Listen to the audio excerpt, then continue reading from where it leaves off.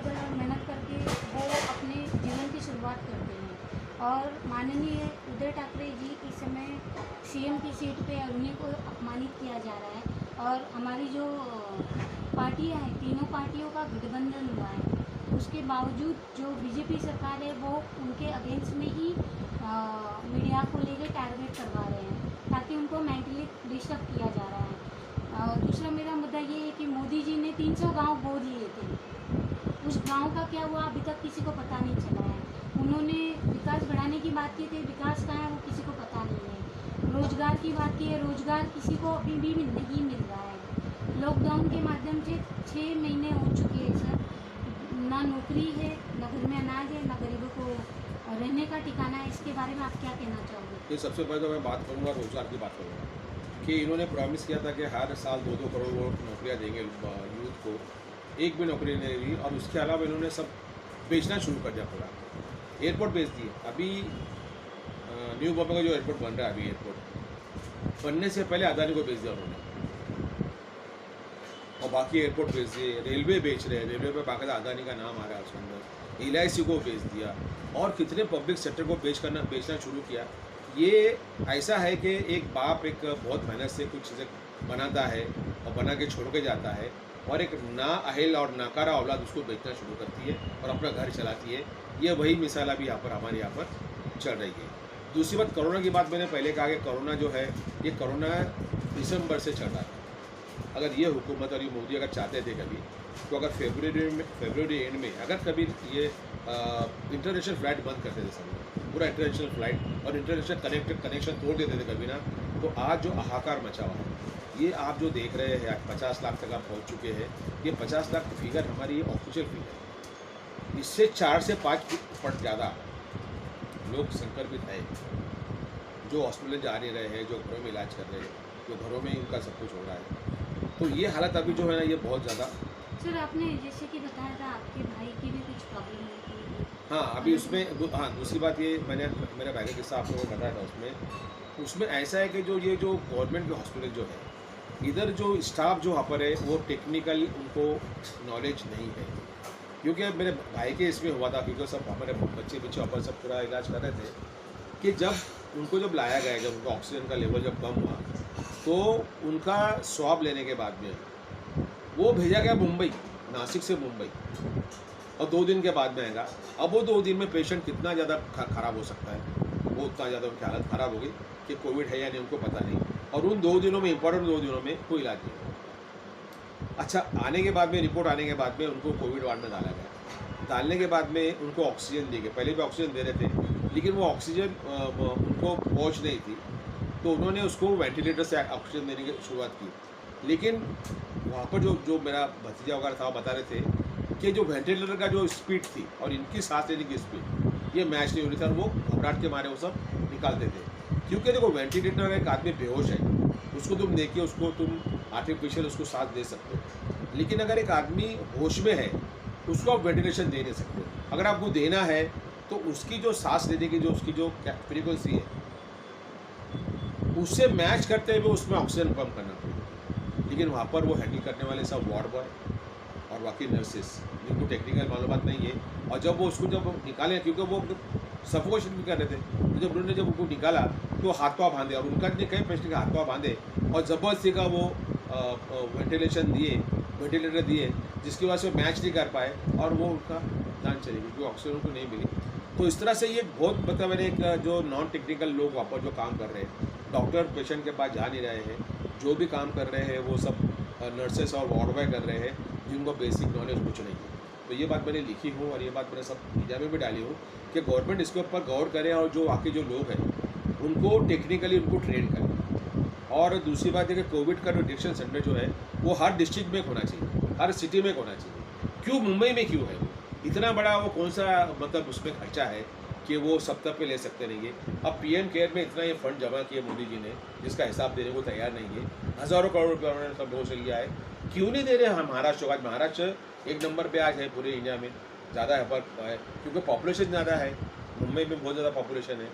तो आज यहाँ पर देने के बाद में स्पेशल पैकेज दे के वो देने के बजाय बीजेपी वाले उनके ऊपर नुकताचीनी कर रहे हैं। अरे नुकताचीनी करो, इलेक्शन के टाइम पे नुकताचीनी करो, लेकिन ये हमारा देश इतना गंदा हो चुका है ना कि इलेक्शन के दौर तो नुकताचीनी होती है एक दूसरे के ऊपर, लेकिन इलेक्शन के बाद में भी रोज आना सुबह सुबह गवर्नमेंट के लोग उठते हैं, वो मिनिस्टर उठता है, कांग्रेस को गाली बकता है, कांग्रेस वाले उठते हैं, बीजेपी को गाली बकते हैं, रोज इनको गाली दिए बिना इनका दिन नहीं जा रहा है।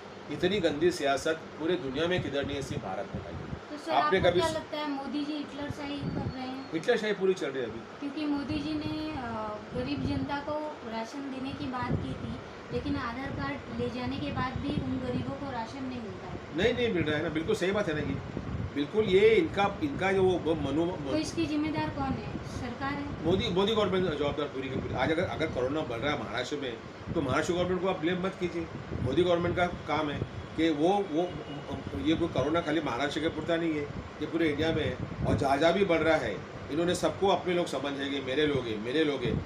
महाराष्ट्र, अरे वो तो बोले वो महाविकास आघाड़ी का सरकार है, मुझे क्या करने का है, ऐसा इनका एटीट्यूड बन चुका है, जो गलत है। जो पंतप्रधान सबके हैं, पंतप्रधान हर एक स्टेट के हैं, पंतप्रधान खाली उस स्टेट के नहीं है जहाँ पर बीजेपी पावर में है। आज सब लोगों ने चुन के उनको दिया है, महाराष्ट्र से भी बीजेपी को काफ़ी सीट मिली यहाँ से, ऐसा नहीं कहने की, लेकिन लोकल हुकूमत है वो है बोल के उनकी खुन्नस है और इसलिए मदद नहीं कर रहे। तो अपोजिशन के लोगों ने फडणवीस वगैरह ने ना ये झगड़े हेवे दावे छोड़ के ये कंगना को कलेक्ट उसके गवर्नर के पास ले जाना, ये मीडिया सब जारी है, कंगना पहुंची, कंगना गवर्नर से मिली, क्या इशू है, क्या इशू, इतना बड़ा सर इशू। हमारे चैनल के माध्यम से आप आम जनता को और मोदी जी को क्या संदेश देना चाहोगे?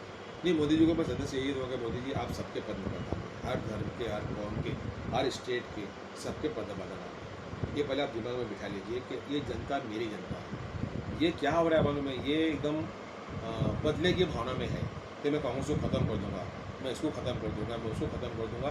तो निगेटिव पूरी पॉलिटिक्स कर रहे थे, पॉजिटिव काम नहीं हो रहा है। और जो भी फैसले उन्होंने आज तक के लिए, सब फैसले बर्बादी की तरफ गए, सब फैसले। पहला फैसला नोटबंदी का, जो कमर टूटी वहाँ पर लोगों की, वो आज तक लोग सुधर नहीं पाए। उसके बाद में फिर वो GST लाए, उससे कमर टूट गई लोगों की, स्टेट की हालत ख़राब है। अब GST पूरी जमा हो रही है सेंट्रल गवर्नमेंट को, और वहाँ से स्टेट को पैसा भी नहीं देते हैं, क्योंकि जो लोकल जो अपर म्यूनसिपलिटी वगैरह से जो पैसे मिलने के वो भी सब बंद हो चुके हैं। तो उन्होंने सबको गुलाम बना के रखे पूरा वहाँ से, और उनका एक ही मंतव्य है कि सबको गुलाम बनाओ। बीजेपी जो है RSS की विचारधारा पे चलती है, और RSS की विचारधारा ये है कि सबको गुलाम बनाओ, सबको कमज़ोर करेंगे तो हम उनके ऊपर राज करेंगे। ये बहुत गंदी विचारधारा से ये राजकारण चल रहा है। तो मोदी जी ने ये नहीं करना चाहिए, और लोगों ने भी आँख खोलना चाहिए कि बस टू मच ना, हमको यहाँ पर ऐसी सरकार चाहिए। देखो मैं कांग्रेस की तारीफ नहीं करूँ, क्योंकि कांग्रेस ने भी कोई बहुत ज़्यादा काम नहीं किया है, इनको पालने वाली कांग्रेस, RSS को बढ़ावा देने वाली कांग्रेस। अगर कांग्रेस सही तरीके से इन पर कार्रवाई करती उस टाइम पे RSS वगैरह पे, तो आज ये दिन देखने को नहीं मिलते थे। आज RSS ने इतने अपने वो जड़ें मजबूत कर ली है ना कि वो उसको हिलाना मुश्किल है, और इसकी जवाबदार कांग्रेस खाली इसके अंदर है। अभी कांग्रेस के और बाकी जितने अपोजिशन का काम अभी एक ही है कि तमाम लोगों ने एक प्लेटफॉर्म पे आना चाहिए, वन प्लेटफॉर्म, और बीजेपी के सामने 1 to 1 फाइट करना चाहिए, तभी कहीं जाकर ये हुकूमत जाएंगे, वरना ये हुकूमत जाने वाली नहीं है, और देश में गृह युद्ध होने वाला है, सिविल वॉर। क्योंकि जो हिसाब में हिंदुत्व का एजेंडा लेके चल रहे हैं, हिंदुत्व की बात अभी वो उनका तो वही चल रहा है, हिंदू राष्ट्र बनाएंगे, ये करेंगे, वो करेंगे, और वो उसी कदम पे चल रहे हो। और वो अगर जिस टाइम पे कोशिश करेंगे तो दलित भाई, मुस्लिम भाई, ये सब छिड़के उठेंगे और काफ़ी बर्बादी भारत की हो जाएगी। तो ये सब ना होने के लिए तमाम जनता ने, जो जनता बीजेपी के खिलाफ में, उन्होंने एक प्लेटफॉर्म पे आना चाहिए, तमाम पार्टी ने एक प्लेटफॉर्म पे आना चाहिए, और आने के बाद में इनको हटाना बहुत ज़रूरी हो चुका है। सर मेरा लास्ट क्वेश्चन, बहुत बड़ा हो गया। देखो, मुंबई में हमने पूरी सर्विस दी है, और ये मुंबई की पुलिस जो है ताकतवर पुलिस है ये, और इसी मुंबई पुलिस ने पूरा अंडरवर्ल्ड को ख़त्म किया है, ट्रेडर्स को ख़त्म किया है, 26/11 जैसे बड़े बड़े हमले हमने झेले हैं, गोलियाँ खाई है, गोलियाँ मारी है। और आज मुंबई में जो आज शांति है कि आज मेरी बहन और मेरी माँ रात में 2 बजे भी घर पे आती, रास्ते से आती है, तो इसको हाथ लगा सकता नहीं। ये नॉर्मल सी लाइफ मुंबई नहीं, ये मेरी कर्मभूमि है, हमारी कर्मभूमि है, और इसका हमको बहुत फ़ख्र है। और अगर इसको कोई बुरा कहे या कुछ गलत कहे, बर्दाश्त होता नहीं। जो सर कंगना ने जिस टाइम में PO के कहा था, मैंने पूरे चैनल पे जाके मैंने बहुत ज़्यादा उसको पूछा था, तो आज भी मैं बोलता हूँ कि उसको मुंबई में रहने का अधिकार नहीं है। जो मेरी कर्म भूमि को बुरा बोलेगा, जो मेरे मातृभूमि को बुरा बोलेगा, उसको मुंह में लाने का अधिकार है। सर जैसे कुछ दिनों पहले एनआरसी और कैप का जो बिल लाया गया था, उसमें हमने देखा कि सभी धर्म के लोग, हिंदू, मुस्लिम, सिख, ईसाई, जैन लोगों ने मोदी और अमित शाह के खिलाफ बहुत सारे रैलियों को निकाला और एक प्लेटफॉर्म पर आकर उनको रद्द किया कि ये बिल नहीं पास होना चाहिए। तो आप देशवासियों को और मुंबई की जो जनता है उनको क्या संदेश देना चाहेंगे कि आने वाले 2023 के जो इलेक्शंस है उनको किसको समर्थन करना चाहिए और अपना वोट, जो कीमती वोट है, वो किस तरह से उसको यूज़ करना चाहिए? देखिए, पहली बात तो समझ लीजिए कि हमारा संविधान, जो हमारा संविधान है, ये संविधान सेक्युलर है। मतलब इसमें किसी भी धर्म को बड़ा स्थान या किसी धर्म को छोटा स्थान नहीं दिया गया है। धर्म की बातें उसमें नहीं की गई है। हर एक को एक इक्वल अधिकार है, हर एक को अपने पे मज़हब पे चलने का अधिकार है, और कोई भी कानून धर्म के नाम पे नहीं बन सकता है, और किसी भी एक धर्म को ज़्यादा नाप या माप नहीं दिया जा सकता है, और किसी एक धर्म को कम नहीं दिया जा सकता है। ये हमारे संविधान की सबसे बड़ी मतलब है खूबसूरती है। अब इसके खिलाफ ये जो सीए जो बिल लाया उन्होंने, सिटीजन अमेंडमेंट एक्ट जो लाया, इसमें उन्होंने क्या किया कि जो फॉरेन, जो आउट ऑफ इंडिया के जो लोग हैं, जिनको मतलब मैंने भारत में आना है और सिटीजनशिप लेना है, तो कोई भी आ सकता है यहाँ पर और रह के सिटीजनशिप लीगल तरीके से मांग सकता है। लेकिन उन्होंने उसमें कहा कि सिर्फ मुसलमान को नहीं दिया जाएगा, बाकी तमाम लोग को दिया जाएगा। ये गलत है, क्योंकि हमारी ये भारत माँ है, ये सबको समेटती है और सबको प्यार देती है। इसमें एक माँ का बच्चा प्यारा और एक बच्चा नाकारा माँ के लिए नहीं होता। माँ के लिए तमाम बच्चा एक जैसे होते, शरारती हो, कुछ भी हो, लेकिन एक जैसे होते। लेकिन इस बिल ने भारत को, इस हमारे भारत को उन्होंने धर्म के नाम पे बांटने की कोशिश की, और ये बात हम मुसलमान नहीं, तमाम धर्मों के लोगों ने पसंद नहीं किया कि नहीं, हमारे देश को उस दिशा में नहीं जाना है, हमको एक धर्म को अलग रख के नहीं जाना है। आज मुस्लिम धर्म को अलग किए, कल बुद्ध धर्म को अलग करेंगे, परसों शेड्यूल कास्ट को अलग करेंगे। तो ये शुरुआत जो है लोगों ने पसंद नहीं की, इसके लिए लोग रास्ते में आए। हमने भी सीए का एजिटेशन बड़े पैमाने पे किया। शाइन मुंबई वहाँ हमने बसाया, वहाँ पर हम पे केसेस बने।